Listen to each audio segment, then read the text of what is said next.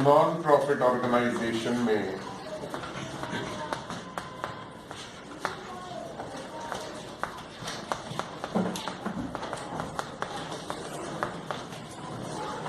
सबसे पहली बात जो आपको ध्यान में रखनी है वो ये कि नॉन प्रॉफिट ऑर्गेनाइजेशन में हम बेसिकली 3 तरह के अकाउंट्स प्रिपेयर करते हैं। The first is receipts and payments account,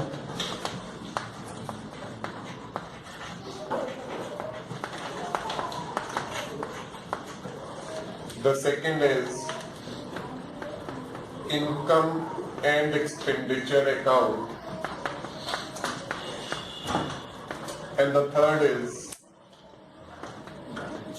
balance sheets. इससे पहले कि मैं आप लोगों को इसके बारे में आगे और बताना स्टार्ट करूं, या इससे पहले कि हम लोग इसके अकाउंटिंग को स्टार्ट करें, हम लोग सबसे पहले ये समझ लेते हैं कि रिसीट एंड पेमेंट अकाउंट क्या होता है, इनकम एंड एक्सपेंडिचर अकाउंट क्या होता है, उसका नेचर ऑफ अकाउंट क्या होता है, और उसमें किस तरह के ट्रांजैक्शंस को हम लोग रिकॉर्ड करते हैं। ठीक है, सबसे पहले हम रिसीट्स एंड पेमेंट्स अकाउंट्स के बारे में देख लेते हैं। What is receipts and payments accounts, what is the nature of receipts and payments account, and how do we prepare it. देखिए, रिसीट्स एंड पेमेंट्स, अगर आप इसके नाम को समझो तो रिसीट्स का मतलब इनफ्लोज, पेमेंट्स का मतलब आउटफ्लोज। अब किसी भी बिजनेस ऑर्गेनाइजेशन में, हालांकि ये नॉन प्रॉफिट ऑर्गेनाइजेशन है, इसे हम बिजनेस ऑर्गेनाइजेशन नहीं बोलेंगे, बट किसी भी ऑर्गेनाइजेशन में इनफ्लो एंड आउटफ्लो को हम 2 पार्ट्स में डिवाइड कर देते हैं। जितना भी रिसीट्स है या इनफ्लोज है वो 2 तरह के रिसीट्स हो सकती हैं आपकी। One is called revenue receipts and other is known as capital receipts. 2 तरह की रिसीट्स होती हैं, revenue receipts and capital receipts. इसी तरह से पेमेंट्स भी 2 तरह की हम मान करके चलते हैं। The first is revenue payments and the other one is known as capital payments. देखो, रेवेन्यू रिसीट्स का मतलब क्या हुआ और रेवेन्यू पेमेंट्स का मतलब क्या हुआ। जहां पर भी वर्ड रेवेन्यू रिसीट और रेवेन्यू पेमेंट का है, इसका सीधा सीधा कंसर्न रिकरिंग नेचर से होता है। रिकरिंग नेचर, रिकरिंग नेचर का मतलब क्या हो गया, बार बार ऐसा कोई भी रिसीट या ऐसी कोई भी पेमेंट्स जो बार बार हो रही है, रिकरिंग नेचर है, बार बार होने वाला। जैसे फॉर एग्जाम्पल रिसीट्स में अगर मैं बात करूं तो सब्सक्रिप्शन बार बार रिसीव होगा आपको, लाइक एंट्रेंस फीस बार बार रिसीव होगा आपको, like interest on investments bar bar receive होगा आप लोगों को, लाइक अदर बैंक इंटरेस्ट बार बार रिसीव होंगे आप लोगों को। अगर आपकी कोई भी बिल्डिंग आपने रेंट पर पे की हुई है, रेंट पर दे रखी है, तो रेंट रिसीव बार बार रिसीव होगा आप लोगों को। तो इस तरह की रिसीट्स जो रिकरिंग नेचर की हैं, जो बार बार रिसीव होना है, those are termed as revenue receipts. और ऐसी कोई भी पेमेंट्स जिसे आपने बार बार करना है, like for example payment of rent, payment of wages, payment of salaries, ये बार बार पेमेंट्स आपने करनी है। अपकीपिंग ऑफ ग्राउंड्स आपने बार बार पे करना है, ग्राउंडमैन फीस आपने बार बार पे करना है, मैच एक्सपेंसेस, जब जब मैच होंगे आपके मैच एक्सपेंसेस आपको पे करने पड़ेंगे। तो these are the kind of those expenses जो आपको बार बार एक्सपेंडिचर्स पे करने होते हैं। Clear it is? यहां तक कोई डाउट्स? तो ऐसे एक्सपेंसेस और ऐसी रिसीट्स जो रिकरिंग नेचर की हैं, those are termed as revenue receipts. अब ऐसे भी तो खर्चे हो सकते हैं जो हमें बार बार पे नहीं करने पड़ते, ऐसी भी तो पेमेंट्स हो सकते हैं जो हम बार बार नहीं करते हैं। ऐसी भी तो रिसीट्स हो सकती हैं जो बार बार रिसीव नहीं होना है। जैसे फॉर एग्जांपल अगर मैं रिसीट्स की बात करूं तो लेगेसीज बार बार रिसीव नहीं होगा। लेगेसीज क्या होता है, मैंने आप लोगों को बताया था कि by the will of A deceased person, if the deceased person donate some property or some asset to the organization by his will, that receipt is known as legacies। ये मालूम है आप लोगों को, लेगेसीज स्पेसिफिक नॉन स्पेसिफिक दोनों तरह की हो सकती हैं। लाइक जैसे डोनेशंस, जनरल डोनेशन और स्पेसिफिक डोनेशंस दोनों तरह की हो सकते हैं, इसी तरह से लेगेसीज भी दोनों तरह की हो सकते हैं। दैट डजंट मैटर्स, हम उसके ऊपर अभी नहीं जा रहे हैं कि वो लेगेसीज कितनी तरह की हैं और कैसी हैं। वो मैं ऑलरेडी आप लोगों को एक बार जब टर्म्स एक्सप्लेन की थी मैंने एक्सप्लेन किया था आप लोगों को। तो रिसीट्स जो है वो नॉन रिकरिंग नेचर की भी हो सकती हैं। लाइक जैसे मैंने लेगेसीज बताया, specific donations non specific nature के हो सकते हैं। इसी तरह से अगर आपने सेल ऑफ एसेट किया और सेल ऑफ एसेट करने से आपके पास कोई पैसा आ रहा है तो नॉन रिकरिंग नेचर का है। आप एक साल में 4-5 बार एसेट्स तो नहीं बेचोगे अपनी। Similarly if you took some bank loan, तो बैंक लोन लेने से आपके पास अगर कोई रिसीट्स आ रही हैं तो those receipts are also non recurring nature of receipts. Similarly अगर हम पेमेंट्स की बात करें तो रीपेमेंट ऑफ लोन, अगर आप लोन का पैसा वापस करते हो, इफ यू पे सम इंस्टॉलमेंट्स का पैसा दे रहे हो, those are non recurring nature, आप नॉन रिकरिंग पेमेंट्स कर रहे हैं। Similarly if you are purchasing some assets, आपने कोई एसेट को खरीदा तो for the purchase of asset you are paying something, तो that is a non recurring payments. तो नॉन रिकरिंग रिसीट्स और नॉन रिकरिंग पेमेंट्स भी हो सकती है। तो एक रिसीट एंड पेमेंट अकाउंट अपने आप में एक रियल अकाउंट है, because as per the real account what is the rule of debit and credit, debit what comes in and credit what goes out. अगर कुछ आ रहा है उसे डेबिट करो, कुछ जा रहा है तो उसे क्रेडिट करो। अब अगर मैं इसी रूल को यहां पर अप्लाई करके देखूं तो रिसीट्स एंड पेमेंट्स अकाउंट का अगर मैं लेजर बनाऊं तो वो किस तरह का लेजर बनेगा। तो इसका डेबिट क्या हो गया, debit what comes in, that is receipts, है ना। यहां पर अमाउंट्स आ गए, ये क्रेडिट व्हाट गोज आउट तो पेमेंट्स हो गया, एंड द अमाउंट्स, और फिर अमाउंट्स आ गए। Clear it is. So in this अगर मैं बात करूं तो डेफिनेटली जब हम रिसीव्स करते हैं, जब हम पेमेंट्स करते हैं, तो always it is not necessary कि our receipts are always equals to our payments. ये कोई जरूरी नहीं है कि रिसीट्स हमेशा पेमेंट्स के इक्वल हो, but it is always necessary that receipts are either equals to और ग्रेटर देन पेमेंट्स।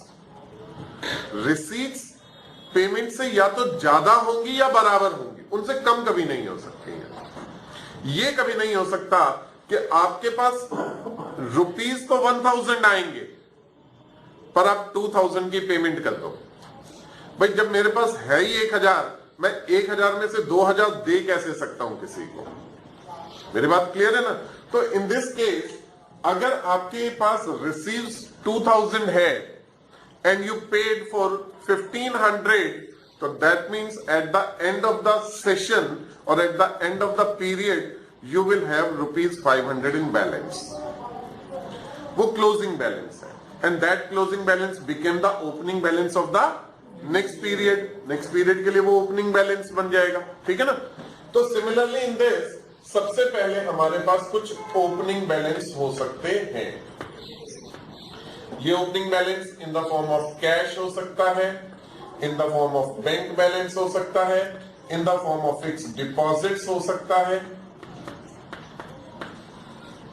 पहली बात तो कंफ्यूज इस बात से नहीं होना कि receipt and payment is a cash account. This is not a cash account. यहां रिसीव हमें सिर्फ कैश में हो ये कोई जरूरी नहीं है। Not even it is similar to cash book, double column cash book, कि जी सर अगर कैश में रिसीव नहीं हो रहा, अगर चेक से रिसीव होता है या बैंक ड्राफ्ट के थ्रू रिसीव होता है, तो is it similar? No, again it is not similar to cash book. ये कोई जरूरी नहीं है कि आपको जो रिसीट्स होंगी ये ऑलवेज इन कैश हो और always in the form of cash और बैंक ड्राफ्ट्स, चेक्स ऐसे आए। इट माइट बी कि there is a receive in the form of some assets, जैसे मैंने अभी कहा लेगेसीज। अब लेगेसीज में कोई डोनेशन में अपनी लैंड को डोनेट कर रहा है, सपोज एक मंदिर के नाम पर, तो उस मंदिर के पास कैश नहीं आया, उस मंदिर के पास कोई बैंक बैलेंस नहीं आया, उस मंदिर के पास एक एसेट आई है, land in the form of asset आया है, इन द फॉर्म ऑफ लेगेसी आया है, still it is the part of the receipts. ये रिसीट्स ही है। Clear it is? यहां तक कोई डाउट? ठीक है। सो रिसीट्स के तौर पर ये ध्यान रखना है कि हमारे पास ओपनिंग बैलेंस में जरूरी नहीं कि हमेशा कैश हो या हमेशा बैंक बैलेंस हो। It might be any asset, वो कोई भी एसेट हो सकती है। Clear it is? ठीक। तो वो कैश हो सकता है, वो बैंक हो सकता है, वो फिक्स डिपॉजिट्स हो सकता है, वो इन्वेस्टमेंट भी हो सकता है अगर वो रिसीव में आया है। Clear? And other recurring receipts और नॉन रिकरिंग रिसीट्स, कुछ भी यहां पर रिसीट्स में आ सकता है। रिकरिंग और नॉन रिकरिंग रिसीट्स भी यहां पर आ सकता है। Similarly in case of payments अगर हम देखें तो there might be recurring payments as well as there might be non recurring payments. And ऐसा करने के बाद जब हम इसको बैलेंस करेंगे तो बैलेंस करने पर हमारे पास क्लोजिंग बैलेंस बचना चाहिए। एंड ये closing balance might be in the form of cash, might be in the form of bank, हो सकता है फिक्स डिपॉजिट्स की फॉर्म में हो सकता है इन्वेस्टमेंट्स की फॉर्म में हो। इट ऑल डिपेंडिंग अपॉन कि वो किस फॉर्म में हमारे पास आया था और लास्ट में पेमेंट्स करने के बाद हमारे पास क्या बच गया। क्लियर है मेरी बात? तो रिकरिंग और नॉन रिकरिंग नेचर को देखते हुए आपको यह देखना है कि वो जो रिसीव हुआ क्या इनफ्लो है और क्या आउटफ्लो है, उसके accordingly receipts and payments account बनेगा। और रिसीट्स एंड पेमेंट्स अकाउंट अपने आप में एक रियल अकाउंट है। Clear it is? यहां तक कोई डाउट? श्योर? लेकिन सबसे अच्छी बात जानते हो क्या है? इन क्वेश्चंस में particularly in 11th class receipts and payments account हमेशा क्वेश्चन में गिवन होगा।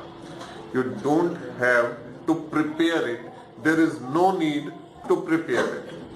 तो क्वेश्चन उठता है सर फिर आपने इतना बताया क्यों?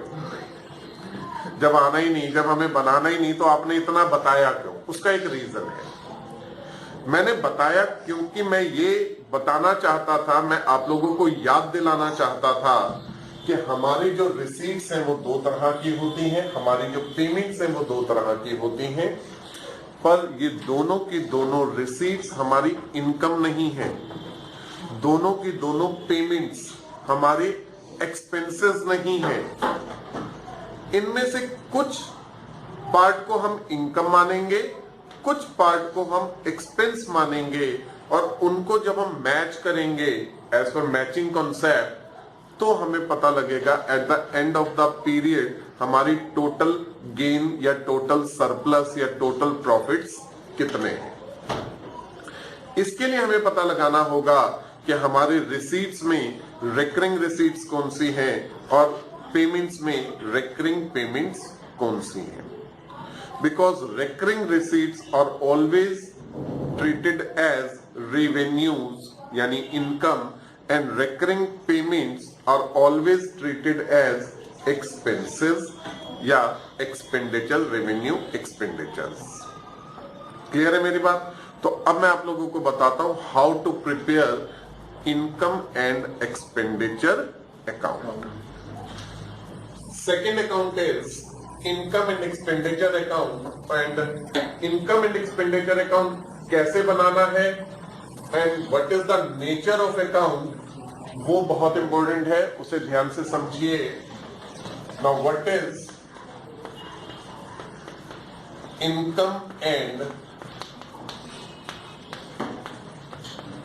Expenditure account. इससे पहले कि मैं दोबारा से इनकम एंड एक्सपेंडिचर अकाउंट को एक्सप्लेन करूं, मैं दोबारा से एक बार आप लोगों को रेवेन्यू नेचर, रेवेन्यू रिसीट्स और रेवेन्यू पेमेंट्स के बारे में थोड़ा सा फिर से बता देता हूं। देखो, रेवेन्यू रिसीट्स, कौन कौन सी रिसीट्स होती है अगर हम बात करें, जैसे कि रेंट रिसीव हो गया, this is revenue nature. Recurring nature, receipt, any receipt of recurring nature is termed as revenue receipts, ठीक है। सिमिलरली रेंट रिसीव के बाद जैसे सब्सक्रिप्शन रिसीव हो गया, similarly interest on investment receive हो गया, similarly interest on bank deposits हो गया, सिमिलरली एंट्रेंस फीस हो गया और एडमिशन फीस हो गया, salary, similarly sale of old newspaper हो गया, क्योंकि ओल्ड न्यूज़पेपर भी हमारा रिकरिंग नेचर ऑफ रिसीट होगा, रद्दी हम अक्सर बेचते रहते हैं। तो these kind of receipts are of recurring nature, ये रिकरिंग नेचर। और भी बहुत सारी हो सकती हैं, और भी बहुत सारी, जैसे general donation, general donation is also recurring nature of receipts. मंदिरों में, गुरुद्वारास में, रिलीजियस प्लेसेस पर, क्लब्स में आपने देखा होगा नॉर्मली एक डोनेशन बॉक्स, दान पात्र पड़ा हुआ होता है, तो कोई भी जाकर के 10 का नोट, 50 का नोट, 100 का नोट, 500 का नोट उसमें डाल सकता है, जैसे जिसकी श्रद्धा है। और वो जो रिसीट्स डोनेशंस के तौर पर आ रही हैं, these are of non specific nature, इनके लिए कोई स्पेसिफिक पर्पस नहीं था। लेकिन कई बार आपने देखा होगा ऐसे ही किसी प्लेसेस पर या किसी शोरूम्स में या किसी रिलीजियस प्लेसेस पर अक्सर लिखा होता है donation for cancer patients, donation for this purpose, donation for Kargil war, जितने भी वो सैनिक हैं उनके लिए, या donation for this and that purpose, army widows, इस तरह से लिखा हुआ होता है कई बार, और हम लोग उसमें भी कुछ ना कुछ डाल देते हैं। दैट इज वो स्पेसिफिक पर्पस, वो हम स्पेसिफिक पर्पस के लिए दे रहे हैं हम लोगों को। Clear it is?